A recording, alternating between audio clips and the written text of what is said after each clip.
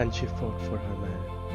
Marina dove from the rocks with nothing but a dive knife and a scream that scattered gulls for a mile. She cut lines, she clawed at gloved hands. She put her own body between the harpoon and Kai's failing body. The tide took her before it took him. It hadn't started that way. Marina Bose had spent 3 years cataloguing the bioluminescent reefs off Kaikoura Point, but nothing in her field notes had prepared her for the night the sea gave her a man made of moonlight and scales. She had found him tangled in a drift net, his tail a long fin the color of deep blue knee. Slashed open, his human-shaped torso bruised where the net had cinched him like a snare. He should have been a myth. Instead, he was bleeding on her research boat, staring at her with eyes the color of storm glass and saying nothing at all. Marina was not built for field boat glamour. Dark hair cut blunt at her jaw, wire-rimmed glasses always sliding down her nose. A waistcoat she wore over her collared shirts out of habit from conference days, because looking put together was armor when no one took a woman scientist seriously on site. She had fixed his wounds with the same brisk, unshaking hands she used on reef samples, muttering Latin names under her breath to keep her voice from trembling. She named him Kai because he wouldn't offer his own name. Up close, in daylight, he looked less like a myth and more like something the ocean had been saving for centuries. Hair the pale green silver of sea glass, long enough to drift like kelp when he moved, and a jeweled collar fused to the collarbones, pearls and moonstone set into silver that looked grown rather than forged, a crown he could not take off even he had wanted to. His tail, when caught the light, shifted indigo to violet, like an oil slick over dark water. She nursed him in the tide pool behind her cottage until the gashes closed. In return, he taught her the language beneath the language of waves, how a certain hush before dawn meant a pod was passing, how grief moved through water like a current no instrument could measure, and somewhere between the stitches and the stargazing, Marina stopped thinking of him as a specimen and started thinking of him as home. It was 6 months later that the poachers came for him, men who had heard rumors of a creature worth more dead and dissected than alive. They struck at dawn, harpoons first, net second. Kai fought until the water around him went red, until his strength gave out and the men closed in for the kill. That was the night Marina dove from the rocks. By the time Kai dragged himself to where she floated, her lips already blue, there was nothing left to fight for except her name, which he screamed into a sky that did not answer. The sea witch, who lived beneath the point, liked to say that grief, left too long in salt water, turns to something sharper. She was right. Kai buried Marina in a cove no map remembered. He sat beside her grave for years, saying her name until it stopped sounding like her and only sounded like the sea. Remembers the water her scream, her courage, her final fight, the way she fell still beneath the foam. He carries that moment wherever he roams. When he finally rose from the water, something in him had gone hard as coral bleached by too much sun. He became a name whispered by sailors, a current that dragged ships astray, a shape that watched from the black water and offered no mercy to anyone who trespassed on what had once been his and Marina's shore. Years passed.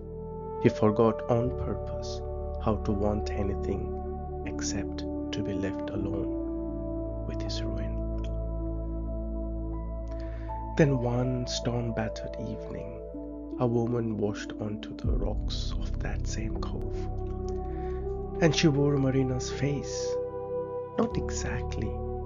Marina's hair had been cropped short and blunt, a scientist's practical cut, while this woman's fell long and dark in loose waves past her shoulders, and she had traded the waistcoat for a close-fitted green sweater that looked nothing like fieldwork. But the eyes behind the same glasses, the same set of mouth, the same quiet stubbornness in her jaw, those Kai would have known anywhere in any lifetime. Kai nearly killed her before he recognized his own shaking hands. She called herself Ilara, and she was a ghost, only a Selkie-born shapeshifter who had taken the face from the memory, drifting in the current, the way her kind sometimes borrowed grief without meaning to steal. She didn't know why Marina's shape had chosen her. She only knew that when she looked at Kai, something in her chest ached like a wound that wasn't hers. He hated her for the resemblance. He kept her anyway. The way a man keeps a scar he can't touch, he can't stop. Ilara refused to flinch from the cruelty he had built around himself. She matched the temper, needled his silences, and once, when he raged at her to leave, she simply said, "She wouldn't recognize you now," and watched something in him crack open, like a shell finally giving up its pearl. Slowly, unwillingly, he softened, not because Ilara was Marina. She wasn't, and she said so, plainly every time he forgot, but because loving her, even in this strange borrowed shape of grief, reminded him of who he had been before the sea turned him bitter. He started returning nets to fishermen instead of drowning them. He led lost pods home. He remembered how to be gentle with wounded things, because once a wounded thing had been him. It was Ilara who founded the truth, deep in an old temple by the reef, that Marina's spirit in the instant of her death had split, half claimed by the tide, half scattered into the Selkie-born, who would years later wear her face and love the same broken man back to himself. A soul, the temple's carving said, does not vanish. It waits for the right hands to call it whole again. The ritual took everything Kai had left, his oldest magic, the last of the anger he had worn like a mama. He gave it gladly, under a full moon in the cove where he had buried her. The sea folded Ilara and the tied half of Marina together. And for one terrible, beautiful moment, both women's eyes opened in one face.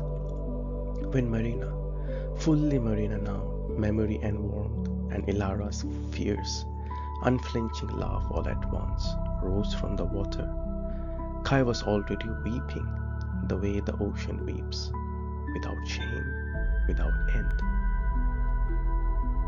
I fought for you, she said, echoing the girl who had died with a knife in her hand and his name in her mouth. I know, Kai answered. I have been fighting to become someone worth it ever since.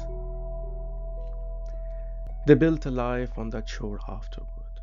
A scientist's mind, a Selkie's wildness, a merman's devotion, all housed now in one woman who had died once for love and been given back by hate. The cove had swallowed grief for 10 years, learned, finally, to hold something gentler in its tides.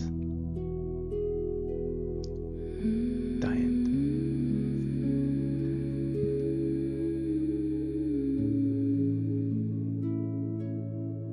She fought the tide with her bare two hands, screamed his name across the sands. The harpoon fell, the water bled red. She gave her breath so his could spread. Years he drowned in a grief-turned stone, a king of ruin, cold and alone. Then her face rose out of the foam, and love half broken found its home. Now the sea remembers what it stole. She fought for him